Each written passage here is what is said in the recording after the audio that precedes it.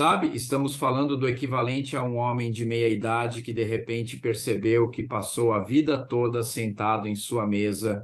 Ele está acima do peso, bebe demais, fuma demais, já teve um ataque cardíaco e o médico disse: você precisa mudar seu estilo de vida, precisa reverter toda essa situação. Fui contatado nesta primavera por um pesquisador que trabalha para a União Europeia e ele disse que queria usar meu YouTube como uma plataforma para divulgar essa preocupação. Então, é isso que estamos fazendo aqui. Informando você e dando algumas ideias de como melhorar o solo na Europa e no mundo todo. E eu entrevisto o Adam, que é o cientista, então ele está trazendo o ponto de vista científico. E então ele diz: bem, os fazendeiros não ouvem cientistas como eu, eles ouvem seus colegas. Pensamos que seria interessante relacionar os comentários dele ao que meu filho Jack faz, que está terminando seu primeiro ano em agricultura orgânica. Ele tem 28 anos agora, sempre trabalhou na terra e é apaixonado pelo solo. Vamos ver como ele pode transformar esse desejo de melhorar o solo, que reconhece. A maioria dos agricultores sabe que precisa cuidar do solo. Eles não foram muito bem informados, orientados ou incentivados de verdade.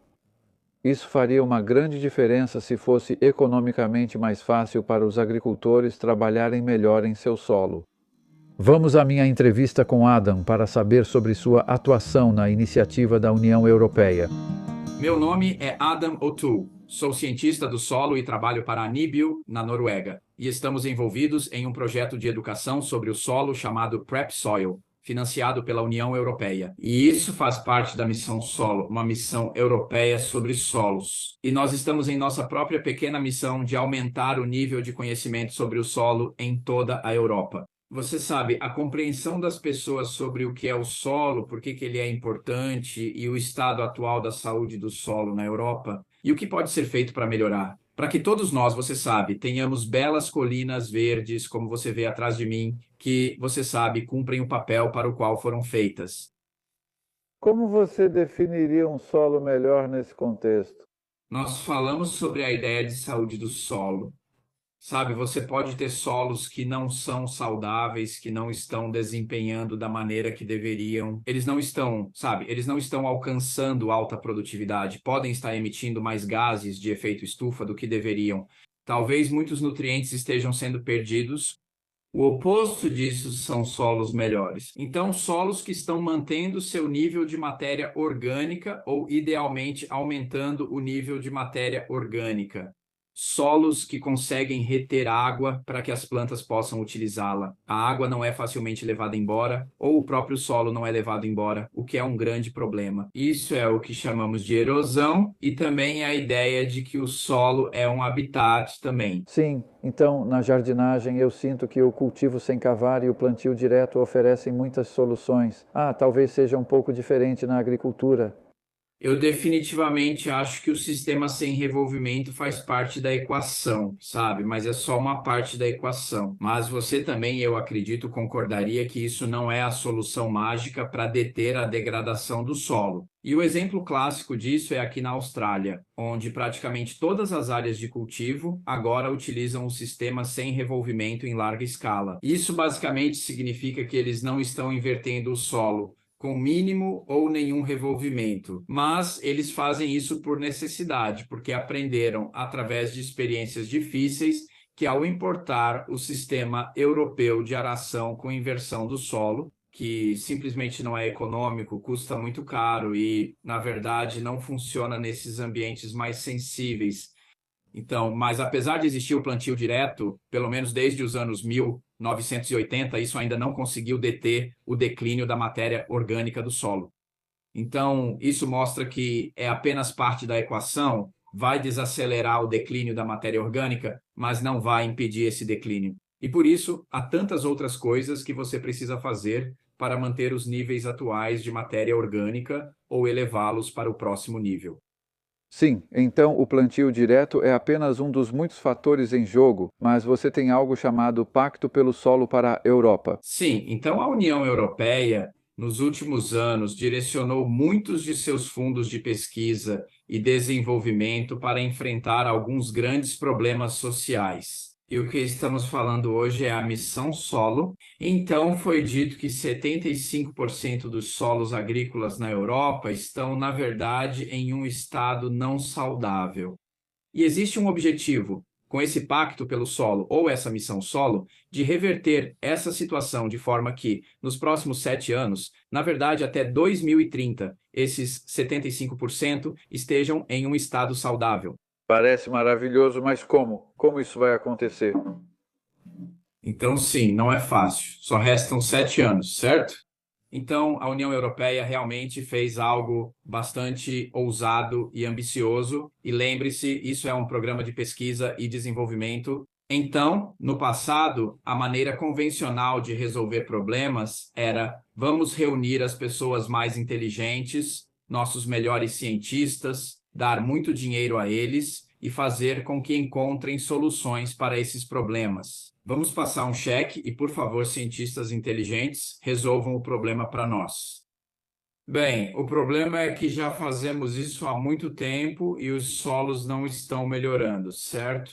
Então, eles tomaram a decisão ousada de dizer: bem, vamos tentar algo diferente. Então, eles querem criar 100 dos chamados laboratórios vivos por toda a Europa. Isso é só um começo, mas é meio que um modelo de como eles querem fazer isso. E eles querem trazer o agricultor para o centro como um ator principal nesse processo de pesquisa e inovação sobre como mudar as coisas. Porque, no final das contas, são eles que estão no comando do trator, certo? Sim, são eles que estão com forquilha na terra. A ideia é que esses laboratórios vivos sejam sementes espalhando conhecimento e ideias a partir deles. Sim, é isso que esperamos. E muitos agricultores já têm uma certa dose de ceticismo natural em relação a cientistas como eu. E está bem comprovado, na verdade, por meio de pesquisas sociais, que os agricultores têm mais tendência a ouvir seus colegas e buscar conhecimento e inovação entre eles.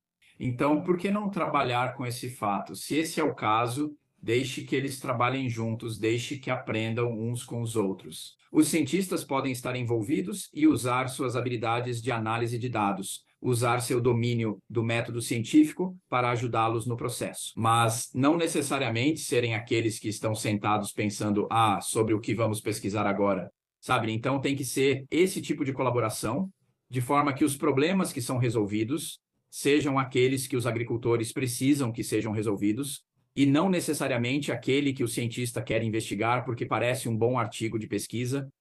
Sim, porque já tivemos essa discussão entre nós e com meu filho Jack, que é agricultor, e vamos vê-lo mais tarde no vídeo. E, sabe, ele fica um pouco chateado porque os agricultores são muito colocados como os vilões que estão destruindo o meio ambiente. Eles só seguem os sinais dados pelos subsídios governamentais e pelos preços para tentar ganhar a vida, o que muitos nem conseguem. Então, é aí que, sim, se esse estudo realmente puder ajudar a resolver essas questões, eu acho que seria incrível. Sim, eu encorajaria as pessoas a fazerem aquilo que sempre pensamos.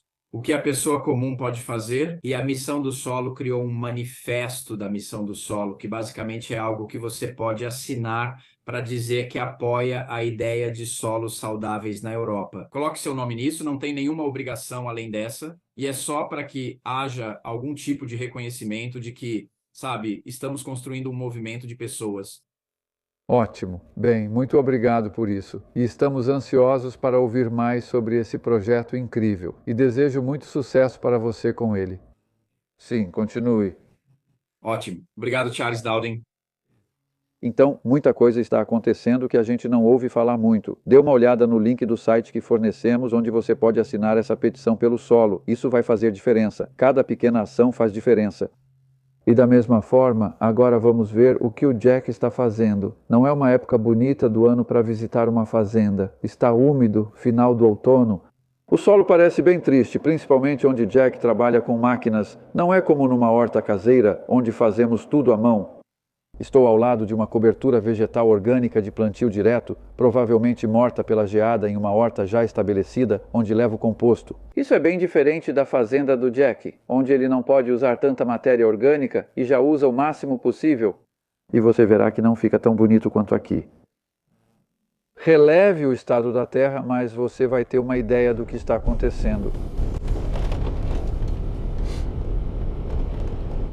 Não, é até engraçado como as pessoas acham que os agricultores causam danos porque é do interesse deles fazer certo, já que precisa-se pagar em uma indústria que é incrivelmente astuta.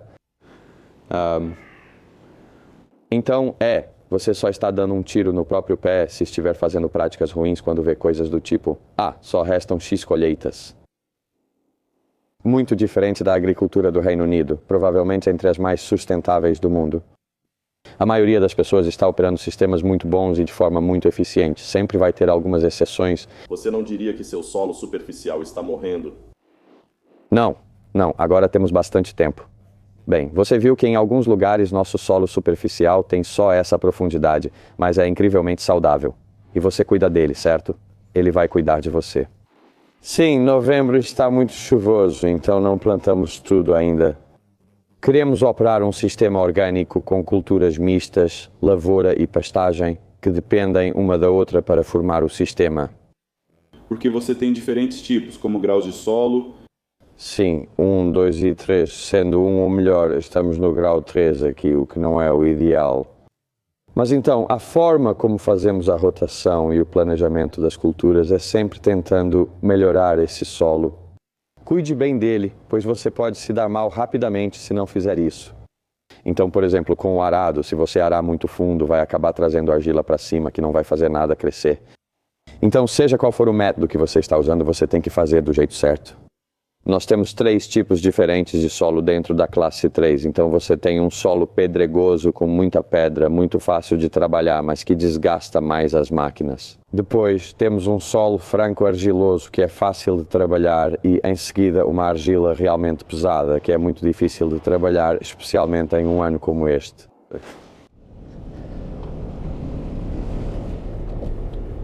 Sim, aqui era trigo e nós realmente fizemos o plantio direto, parecia que as condições estavam favoráveis, então, para ser sincero, funcionou muito bem. O que é plantio direto e por que está ganhando adesão?